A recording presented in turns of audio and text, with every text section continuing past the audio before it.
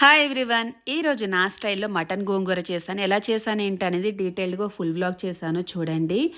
గోంగూర అయితే మామూలుగా ఉడకపెట్టాలి. ఇంక ఉల్లిపాయలు, టమాటోస్, పచ్చిమిర్చి, తర్వాత మటన్, అల్లం వెల్లుల్లి పేస్ట్, పచ్చి మసాలా. ఆయిల్ హీట్ అయిన తర్వాత నేనైతే ఉల్లిపాయలు వేగిన తర్వాత అందులో ఒక స్పూన్ అల్లం వెల్లుల్లి పేస్ట్ వేసేసాను. బాగా వేగిన తర్వాత టమాటోస్ కూడా వేసాను. అవి కూడా వేగిన తర్వాత మటన్ ఏదైతే ఉందో అది వేసి బాగా వేయించుకోవాలి. ఈ లోపు ఏంటంటే పైకి వెళ్ళి నేను పల్లీలు కూడా ఆరబెట్టేశాను. వచ్చేసరికి మటన్ బాగా ఉడికింది. అందులో ఉప్పు, కారం వేసిన తర్వాత కొంచెం పసుపు, అది వేగిన తర్వాత పచ్చి మసాలా కూడా వేసేసాను. పచ్చివాసన పోయే వరకు ఉంచుకోవాలి. తర్వాత గోంగూర ఏదైతే ఉందో ఉడికిందో అది కూడా వేసేసి బాగా ఉడకనిచ్చుకోవాలి. విజిల్స్ అయితే పెట్టాలండి, ఒక 5-6 విజిల్స్ పెట్టాలి. సో ఫైనల్గా ఇట్లా అయితే వస్తుంది. కర్రీ చాలా బాగుంది.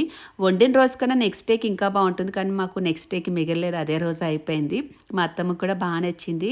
ఇంక కిషోర్ అయితే లొట్టలు వేసుకుంటూ తిన్నాడు, బాగా నచ్చింది తనకు కూడా. ఫుల్ బ్లాగ్ అయితే చూడండి, డీటెయిల్డ్గా ఉంది. నెక్స్ట్ సండే ట్రై చేసిన తర్వాత ఎలా ఉంది ఏంటనేది నాకు కామెంట్లో మెన్షన్ చేయండి.